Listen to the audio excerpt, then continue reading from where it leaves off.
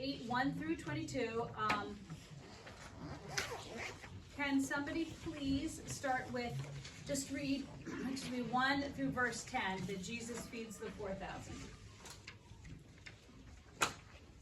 Go ahead. In those, someone else start it.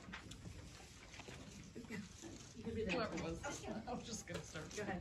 In those days, when again a great crowd had gathered and they had nothing to eat, he called his disciples to him and said to them, I have compassion on the crowd, because they have been with me now 3 days and have nothing to eat. And if I send them away hungry to their homes, they will faint on the way. And some of them have come from far away. And his disciples answered him, how can one feed these people with bread here in this desolate place? And he asked them, how many loaves do you have? They said, 7. And he directed the crowd to sit down on the ground. And he took the 7 loaves, and having given thanks, he broke them and gave them to his disciples to set before the people. And they set them before the crowd. And they had a few small fish. And having blessed them, he said that these also should be set before them. And they ate and were satisfied. And they took up the broken pieces left over, 7 baskets full. And there were about 4,000 people. And he sent them away. And immediately he got into the boat with his disciples and went to the district of Dalmanutha.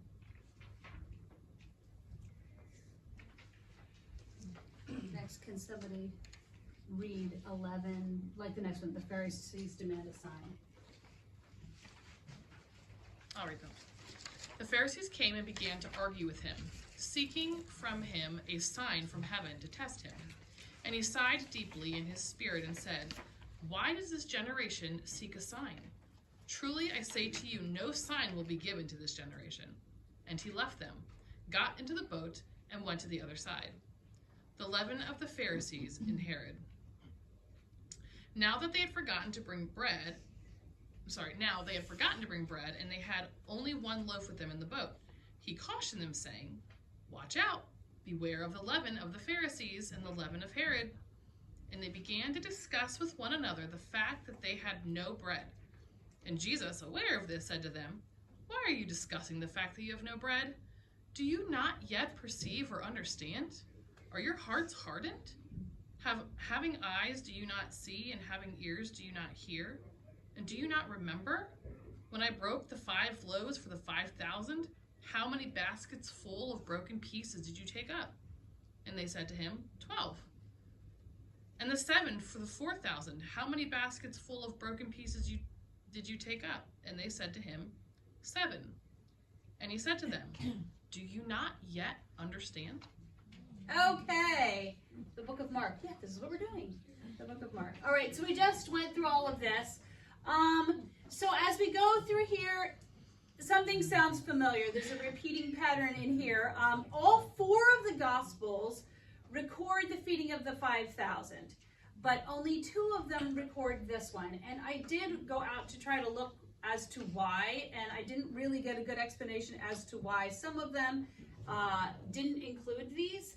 I guess because, the feeding of the 5,000, I guess some of the writers didn't feel that it was important enough to include in both because it's very similar to another one. But there are even scholars who claimed that the feeding of the 4,000 was just a repeat, and that these people got their facts wrong, and it was just the same event. So we're going to actually look through here, and that's what this feeding of the crowd miracles is for. So if you would like to, with your phone, you can scan this now if you've not, or somebody next to you, whatever.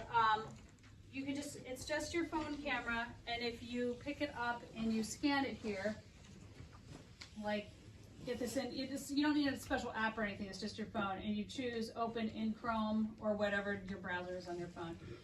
You're going to open up to this pink page here, and you'll see that there are 3 boxes in there. You can kind of like scroll from one side to the next. If you don't have this pulled up on your phone, you can just sit next to, get close to somebody. similarities between the crowd feeding miracles, differences between the crowd feeding miracles, and then also list any other miracle Jesus has performed so far. When you add on here, you click the plus button and you'll see it says subject, and you can write your name on there, and then where it says write something fantastic, that's just where you type in your thing there. So you just pick something, and then after you've typed it, here.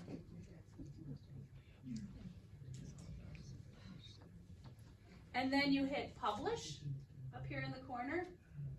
And it'll give you a little name. If you want to put your real name in there, you can, but it'll give you a fake name. This one's Serious Platypus. So, is everyone in there? Okay. So, I want to get my, oh, it's not, you know what? It's not a mouse. I'm going to click right here. Okay, so there we go. I just wrote that. Here's something fantastic. So look over these. I'm going to give you like 5 minutes to look between these two. Read them very carefully because, as I said, even some scholars were like, no, these are 2 different accounts. I mean, these are the same account, but there are differences in these 2 things here. So have a discussion with somebody next to you and post in here what you think is the same, and then the differences, and then any other miracles, and you can post on there as many times as you want. All right, you kind of all getting quiet. So you can sort of see what other people have written here, similarities between them. There was loaves and fishes at both of them, or bread and fish, yeah. Jesus had compassion on the people. They were both desolate places. And Jesus asked them how many loaves they had in both times. He had compassion both times. Lots of leftovers both times. Jesus blessed it and passed it out both times, which is also kind of like a foreshadowing to him, you know, blessing and passing out. Oops. No, I don't want to write something down. Okay, then over here, 4,000 instead of 5,000 people, 7 versus 12. There you go. Hungry versus sheep without a shepherd. Who wrote that one? I taught the other one. 12 versus 7 baskets. He divided people into groups. Actually, I did not catch that one myself. Between Jesus, been with Jesus for 3 days, as opposed to just meeting him. Pharisees questioned Jesus at the 4,000 event. Told them to sit in groups. Okay, groups again. That's interesting. 4,000 records that Jesus blessed bread and fish separately. Huh, okay. I didn't get that one either. So, and obviously, too, that here with it, like, word, I'm just clicking all over the place. I hate trackpads. Okay, so casting out demons, yeah, like this covers like a ton of miracles here. The point is that, like, the people had seen all the miracles, the people were being healed, the people were being fed. The disciples had seen all of this going on. Well, because they were with them all the time, so they saw tons and tons of miracles. And the Pharisees had seen lots and lots of things as well. So there was a lot of miracles that were going on, a lot of people being healed. So here we go. Let's go back here. So yes, similarities and differences. Whew, here we go. So can okay, whatever. So this is what I had for similarities and differences here. And there was a few more that you wouldn't have gotten unless you were looking at some of the words behind it. Both accounts tell of the compassion that Jesus had for the people. So, you know, even though I think the disciples were probably just spent at this point in time, he had compassion for the people. And somebody pointed out too that because they were with him for 3 days and they hadn't eaten, as opposed to being sheep without a shepherd where they were at the feeding of the 5,000. His compassion was directed toward their physical well-being. So he's concerned for their physical health. There were 2 different demographics of people. In the feeding of the 5,000, it was a Jewish crowd, and here was a Gentile crowd that they were out, which is important because it kind of maybe plays a role in how the disciples would have felt about doing this at all. So totally different group of people. The disciples pointed out the desolate place in both accounts. Where are we supposed to get food in this like desolate place here?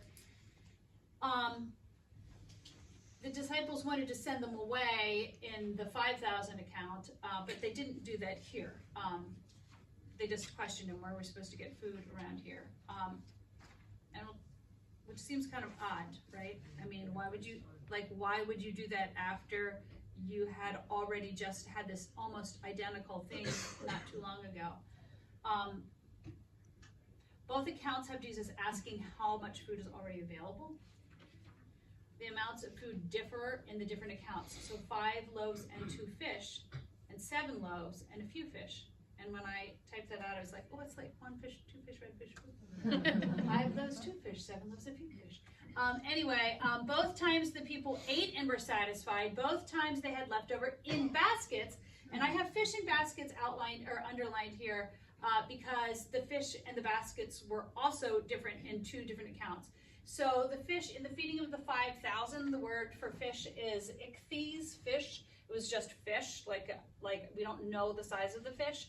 But in the feeding of the 4,000, it was ichthydion, which were little fish, which was specifically sardines in the area where they were known for their sardines. And so that's what they were. They were little fish. So they were different than the big fish. So if there was 7, you know how big sardines are, there were 7 of those. And the baskets were different as well.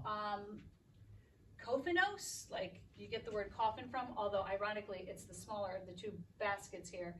I guess the baskets at the time, like the Jewish people would have been to go to market with or whatever, and there were baskets that you would just carry. So technically when there was 12 baskets left over, they were smaller baskets. Here it's spirus, it's a basket, it's the same basket that Saul was hidden in when they lowered him down the outside of the wall. So it was a massive basket. So there were 7 of those left over, which I thought was really interesting. Like, wow, that's a lot of leftovers. So there was actually more food left over at the feeding of the 5,000, even though it sounds like it's less. So we'll talk about that. So here we are setting the stage here. So here is the Decapolis. The 10 cities was a region east and southeast of the Sea of Galilee, north of Perea, and belonging to the half-tribe of Manasseh. It was also named for the 10 cities that lay within its borders, and you can see them all. I like this map because they were highlighted in orange, and there's the little Sea of Galilee. Scythopolis, Philadelphia, Raphine, Gadra, Hippos, I don't know, Dios, Pella, Gerasa, Kanatha, and Damascus. Josephus replaces Kanatha with Altipos in his own list of the 10 cities. Only one of the capital, which was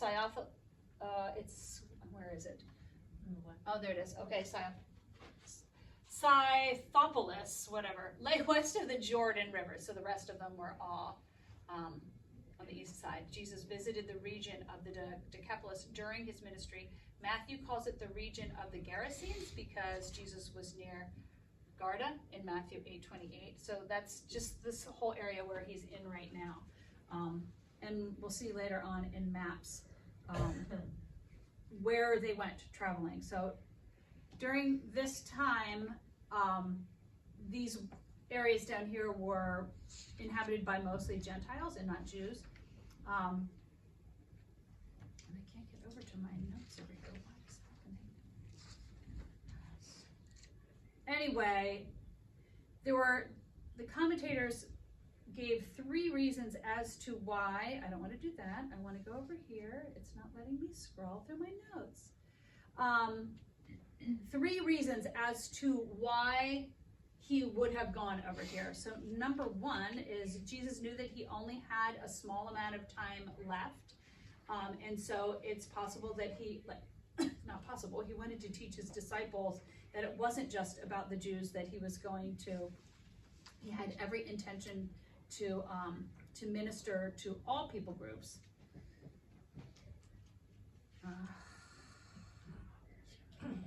Kidding me. Oh, here. Okay. All right. Sorry. I have a question. Yeah. If it doesn't throw you off. So are you saying that both of the crowds of people were mainly Gentiles because of the region? No, this time they were. In this. And the feeding of the 4,000 as The other opposed to one feeding was the the 5,000, right? Jews. Yes.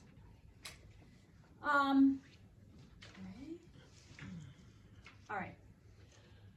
So he wanted to spend quality time instructing them in the Word of God. I mean, these were just ideas that other commentators had. Like, this whole scripture here, for me, like when I read it, it seemed like it was pretty straightforward. And so I, like, first sort of set about, there wasn't like a ton of Greek words that I wanted to look up. Like, it's like, I don't know, for me, the book of Mark, when I'm researching, is way different than doing like Romans or doing like something that Paul has written. This just seems, it's the life of Christ, so it's much more, I don't know, you know, like anybody who's teaching that, it just. It's narrative versus. Yes, exactly. Yeah, it feels different as you're looking it up. So I feel like I'm looking at far more and reading more commentaries and like listening to more sermons and things like that as I go through this material. But so he also wanted to avoid Herod Antipas, the tetrarch of Galilee and Perea, because after Jesus had fed the multitudes the first time, they wanted to make him king, and that was found in John. So that's not mentioned. That wasn't mentioned in Mark, right? Mm-hmm. I don't think. Yeah. So after the people saw Jesus, they perform. They began to say, "Surely this is the prophet who has come into the world." And Jesus, knowing that they intended to come and make him king by force, withdrew to the mountain by himself. And if you wanted to look that up, that's John 6:15. So same story, just different details. Antipas, who had imprisoned and murdered John the Baptist, would have seen this as an insurrection and a threat to his throne and wanted Jesus arrested. So that could have been another reason why he chose to go into this area. And then a third idea was Jesus wanted to initiate another test for his disciples and teach them a valuable lesson about prejudice in preparation for sending them out into the world after his resurrection. What we do know is that the Father sent him to teach in these places in his good timing and for his good purposes. I personally feel like, you know, I started questioning because again, like it talks about in here, like, oh, he got in his boat and he went to the other side. And it made me think like, why? What, like he's just all over the place. And like, he's finished here and he goes, I have my own ideas as to the reason why he's hopping in boats all the time and going from one side to the next. But I personally feel like this particular trip was because of what happened the last time, and because they wanted to like grab him and make him like it just wasn't his time, so he had to get out of the region and go to another area. Okay.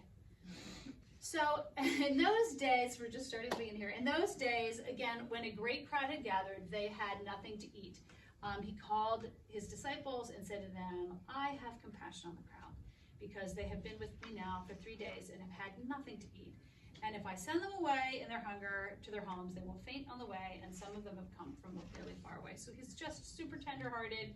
And I have my happy intestines up here because, as Megan pointed out, right, this is your word,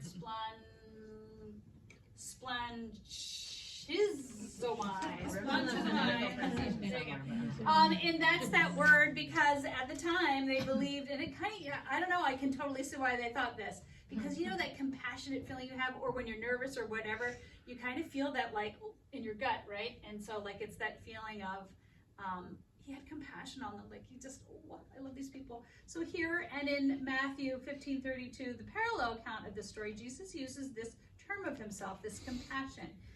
It is the way that he felt towards the physical needs of the people. They were with him for 3 days, following him wherever he went, and they were just really needy, and they hadn't eaten anything. As opposed to the feeding of the 5,000, and some of you pointed out, where they were a sheep without shepherd. They, they were probably hungry, but they hadn't followed him for 3 days. So,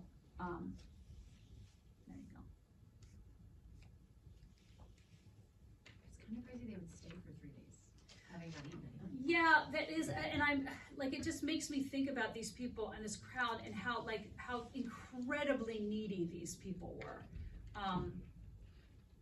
Yeah, because you would have had to think they would have been growing weak after that amount of time. But here we go.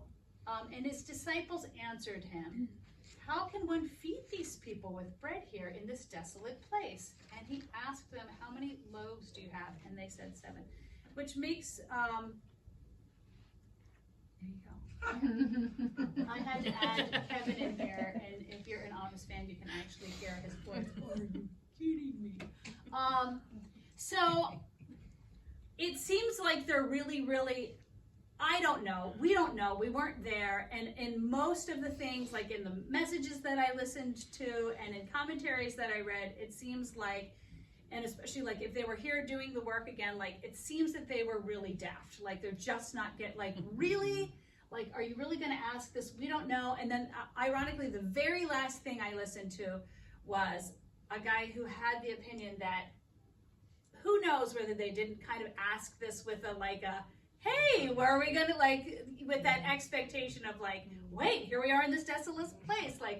How much food do we have? How are we going to find food? So we don't know that. So we're always ripping on the disciples but then later on in the same passage, they are really stupid. So, I don't know. For me, it seems off that they would be saying this right on the heels of having a nearly identical scenario already having taken place. Were they really struggling to understand? And then I thought too, given the territory, and it was a Gentile territory, could it be that he would have thought that Jesus wouldn't have been interested in helping these people out? But anyway, as Jesus gets ready to once again feed the large crowd, he's making it clear, a clear statement about who is welcome at his table, and he intends to include everyone.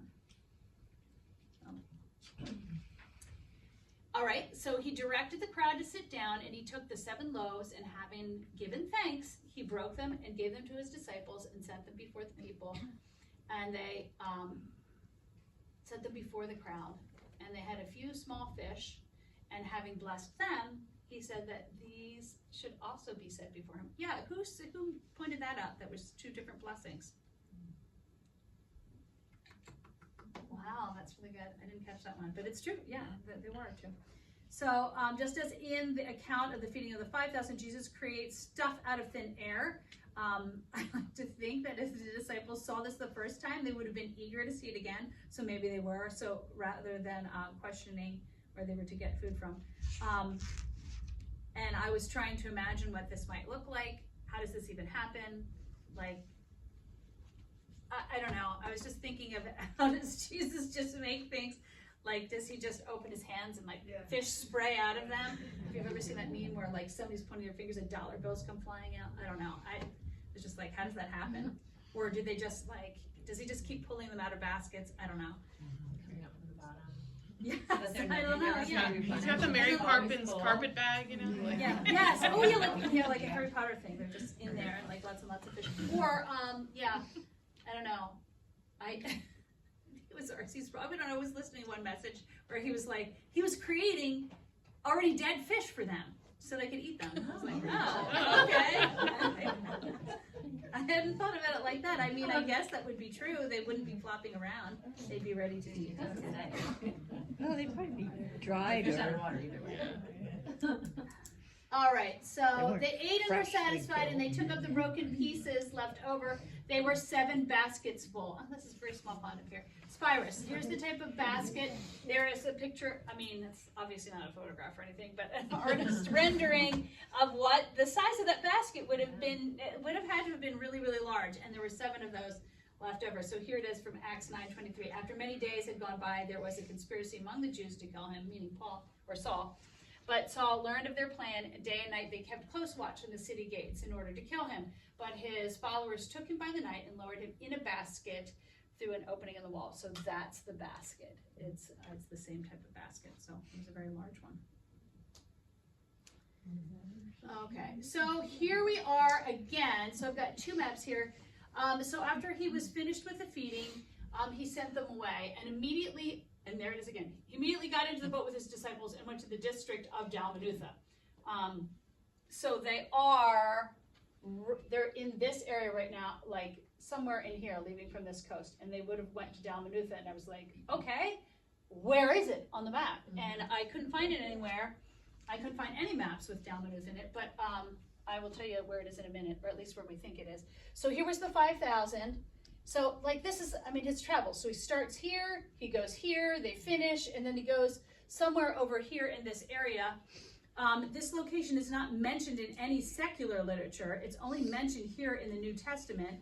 The location is unknown, but it's clearly near the area of Magdala. So over here, like on the opposite side. So it's here, like they were here, here, and then over here. So they're like all like going all over the place all the time. Recent archaeological work in the area, when the water level of Galilee was at an all-time low, it revealed several unknown anchorages that they hadn't seen before. So one was a small harbor that had been found between Magdala and Capernaum, which may have been Dalmanutha. So, but Capernaum is not on here, is it? Oh yeah, like so somewhere in here. Back and forth, back and forth. I just think it's interesting. He's just all the time on the go. Whoop! No! All right. So no sooner does he get there than this. So the Pharisees came and began to argue with him. Like, are you waiting for him? Like, it doesn't say how much time is there, but so the Pharisees came to argue with him and seeking a sign from heaven to test him. And he sighed deeply within his spirit and said, "Why does this generation seek a sign? Truly I say to you, no sign will be given to this generation." And he left them and got into the boat again and went to the other side. So, like, I mean, he wasn't even there for any longer than a conversation, or at least that's the way it reads. Again, I don't know whether he had spent more time there, but it seems like there was nothing recorded, so it seems like it would have been a fast time. But this is, sigh deeply is anastenazo ho pneuma. So pneuma is breathing. It implies a very deep, audible or emotional sigh, often indicating profound distress or frustration. So this wasn't, first of all, this wasn't a discussion. It was an outright haranguing by the Pharisees. They're like being complete jerks. And don't miss the enormity of this. The Pharisees were awaiting him, demanding a sign from heaven. Their blindness and their boldness were profound. Standing in front of them was the greatest sign of all, the Lord Jesus himself. He was truly a sign who had come from heaven, but they had no appreciation for him. They heard his matchless words, saw his wonderful miracles. I mean, they had seen all this stuff, which is one of the reasons why I wanted to list some of those miracles, because they saw all of this. They were there, like, they saw all of it. They saw all of this happening, and yet they're demanding a sign. So here he was, God manifest in the flesh, yet their blindness, he was asking for a sign from heaven. So like this word in Greek, the anastenazo, is to groan heavily, like it signifies a deep sigh from the bottom of the breast, a profound sorrow or grief or distress. But anyway, and then he goes to the other side of the shore, northeast shore, where Bethsaida was. So he got in, and so, I mean, if we were to go again, like it's 5,000, 4,000 here, and then to Bethsaida, like all in this small amount of time. Here's the parallel count in Matthew. The Pharisees and the Sadducees demand signs. And the Pharisees and the Sadducees came, and to test him, they asked him to show him a sign from heaven. And he answered them, "When it's evening, you say it will be fair weather, for the sky is red. And in the morning, it will be stormy, because the sky is red and threatening. You know how to interpret the appearance of the sky, but you can't interpret the signs of the times. An evil and adulterous generation seeks for a sign, but no sign will be given to it except the sign of Jonah." So then he left them and departed.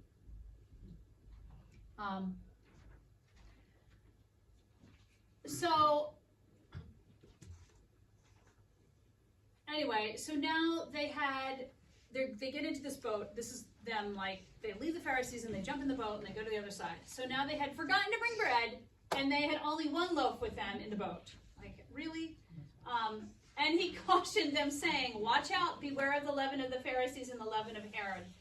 And they began discussing with one another the fact that they had no bread. And this time, Kevin does deserve to be here. And could you, like, put yourself in Jesus' place for a minute? Like, so, I mean, he's just audibly groaning. Like, he's got to be at his wit's end. Like, how patient is our Lord? He's got to be furious with the Pharisees. He's got to be like, and then this, and then they're arguing here. That the fact that they had no bread. And so I think Jesus is just trying to, like, when he says beware of the leaven, like, we know what he's saying. Like, you know, he's warning them about their teachings and everything. He was trying to make it into, like, a workable moment. Like, if nothing else, at least I can teach my disciples something out of this. And then, like, and they totally miss it, and they're like, they had no bread. So here's another verse from Luke. Then, in the meantime, when so many thousands of people had been gathered together that they were trampling one another, he began to say to his disciples, first, beware of the leaven of the Pharisees, which is hypocrisy. So leaven, I mean, it's mentioned, like, if you look up leaven or yeast in the Bible, it's all over the place, all the way back, you know, when the Egyptians were told, don't bake it in your bread because there's no time for it to rise. So there was, like, you know, and you couldn't put it, like, you couldn't sacrifice bread with yeast in it on the altar, but those were for different reasons. So it doesn't like, it's not negative all the time, but a lot of times it does have to do with, it's that idea that just that little tiny bit, you let that little tiny bit in and it can really ruin everything. So here it was their hypocrisy. Like, they look like they're really good on the outside. Here's, you know, they live like these righteous lives on the outside, but they're not really living the way that God has called them to live. So that's what he's trying to warn his disciples of here. So I just want you to just listen to this for a minute. So here's Jesus' words. And Jesus, aware of this, said to them, why are you discussing the fact that you have no bread? Do you not yet perceive or understand? Are your hearts hardened? Have you, like, having eyes, do you not see? And having ears, do you not hear? And do you not remember when I broke 5 loaves for the 5,000? How many baskets full of broken pieces did you take up? And they said to them, 12. And then 7 for the 4,000. How many baskets of full pieces did you take up? And they said to him, 7. And he said to them, do you not yet understand? So is there anything here that stands out to you? The idiots. Well, okay, yes. What is unique about this whole passage? If God recounts both of the miracles, obviously it's not the same one. Like, Yeah. Oh, yes. Yes. Yeah. Jesus himself. Yeah. Definitely calls out the 2 different miracles. They're 2 different things for sure. But what else about this particular passage? And your hearts hardened. Because you're not getting it. There's 9 of something in here. Questions. Yes. There's 9 rapid fire questions. Like he only allows them to speak to respond to what was left over. You are not going to do this. So yes, like he's like rapid fire question, like, don't you get it? Don't you get it? Don't you get it? And they didn't. Like, they had to have been ashamed of all of that. Anyway, I'm going to close with that right there. Thank you, Lord, for letting me get through that last slide. I would have just nearly lost my mind had I not done that. There are there's a lot of questions in here. I don't know that you're going to get through all of them, but the last section is just for kind of personal thought in there. But there you go. All right, we are dismissed. Thank you.